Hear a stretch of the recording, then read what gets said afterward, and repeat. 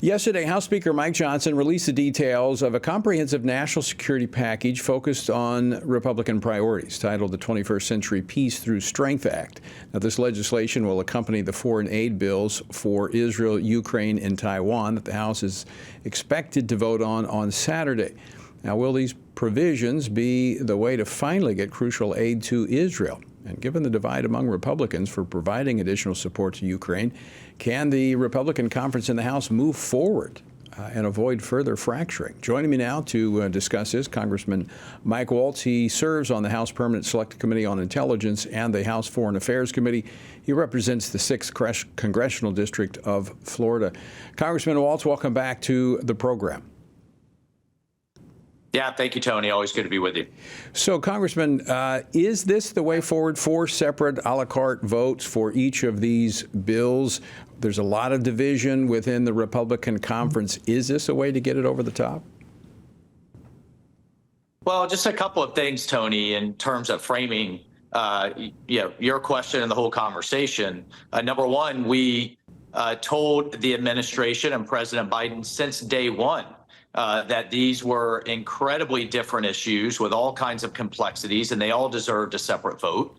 But he bundled them all together in one big kind of legislative mess, frankly. Two, House Republicans have passed aid to Israel, and we passed it with a pay for, and it's been sitting. We did it within a month of October 7th, and it's been sitting with Chuck Schumer now for 6 months. And if he cared about Israel half as much as he claimed, he would have moved that package. And really what he's disguising is the massive divisions amongst Democrats about what should be a no-brainer, and that's aid to our greatest ally in the Middle East, Israel, in the midst of the pure evil that they suffered on October 7th. But look, we are where we are. And I do think they all deserve a separate vote. I do think that we need to support our allies, absolutely. However, we also have to secure our border. And we have to provide for America first. It's not an either or, but I do, Tony, think it's a matter of priorities. That's a key part of what we're debating right now, which we've also passed nearly a year ago, which was H.R. 2 to actually secure our border. And then finally on Ukraine, Tony, this has been the thing that's so frustrating to me.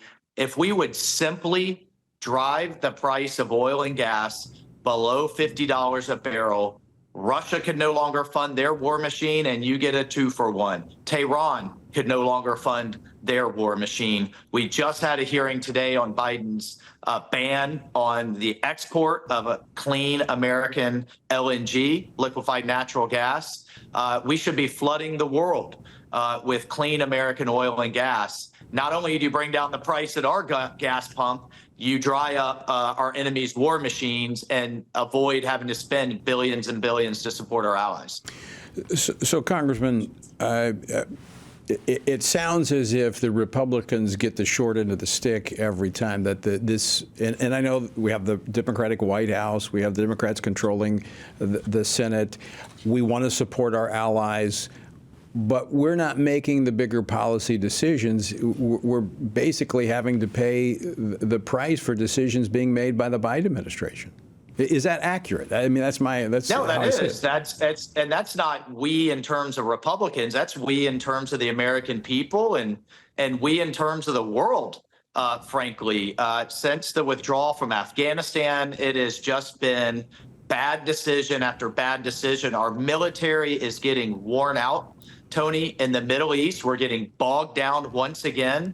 Every time you hear about one of those ships getting extended, that's an additional 3 months back in repairs, and it's not available to face our greatest adversary, China. China's getting cheap Iranian oil, and Russia is selling more oil and gas than it ever did. So it's bad energy policy, not burden sharing with our Europeans and demanding more of them, of our allies. It is just simply sign another blank check, don't ask questions, and tell the American people to dig deeper in their pockets rather than the Europeans are drying up the cash with our adversaries. So what is the way forward? Well, I think the way forward is for us to get some of those key policies in. Like, I mean, Washington just likes to talk about money, more money, more money, more money. How about we fix the policy problems and you solve the money problems? So lift the LNG ban. Demand the Europeans do the minimum of 2% of their GDP, particularly the big economies like Germany, Italy, France, and Spain. Let's talk about our own border. And I think the American people are much more open to then defending other borders. Right. So those are the things that we have to have in there, I think, to get a majority of Republicans on board. So how do we get those in there? I think there will be amendments, but they have to be germane. Can any of those things be amended into this bill, these bills? Well, this is my frustration with some of my colleagues. If you just continue to shoot down rules, and that's the procedural motion to actually get a vote, then at the end of the day, either Speaker Johnson has to work with Democrats, and they're going to strip all of these kind of things out, like, for example, defunding UNRWA, that is, essentially siding with Hamas in Gaza, or then, at the end of the day, I think you're going to see some Republicans side with Democrats to move what we call a discharge position, which goes around the whole process. And basically you get the big blank check for Biden. I think we've got to learn to take 70, 80% wins rather than 100% or nothing. Do you think we might get there by Saturday night? From your lips to God's ears, Tony, and for everybody watching and listening, truly, I mean this. We need your prayers right now, this truly is a fight against authoritarianism and evil. But we have to do it the right way, and we have to correct bad policy out of this White House rather than just signing more taxpayer checks. Right, and I appreciate your view. That's why I have you on the program, because I know you're serious about this. You understand the geopolitical situation. But we do, in this process where the House has just one slice of governance, and a very small one at that at present, we do have to take what gains we can get. But I think people want to see their representatives fighting for these issues. But I think their expectations need to be tempered as to what we can actually accomplish. That's fair. I just get incredibly frustrated, as I just told some of my very pro-Israel friends, and as I am as well. Let's hang up the phone and you guys call Chuck Schumer. This just we just accept what they won't do.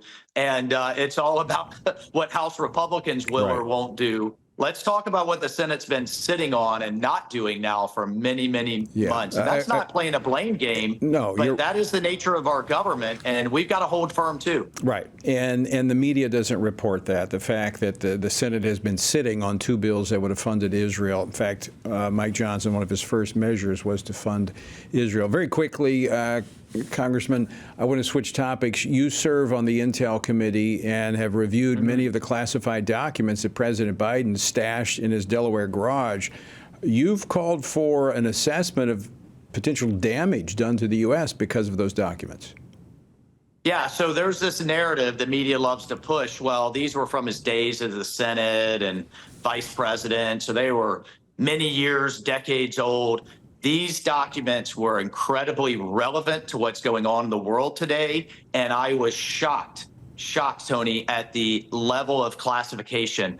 I've been in special operations in the national security community for over 30 years. Some of the code words I didn't even know. They were that compartmented and classified. So I want to know from the intelligence community what damage has been done with the people walking in and out of the Penn Center, University of Penn, funded by the Chinese, by the way.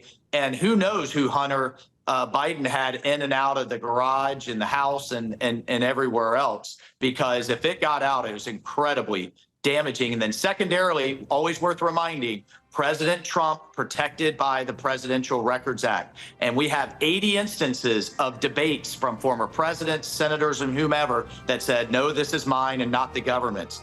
That is different. As vice president, he was not protected, and he should be prosecuted. And you can't be too old to be prosecuted, but young enough to be president another 5 years. You can't have it both ways. But I got to tell you, highly relevant to what's going on today in the world, and highly, highly classified. Wow, troubling. And once again, a reminder of the double standard we're seeing playing out in our system. Congressman Mike Waltz, always great to see you. Thanks so much for joining us.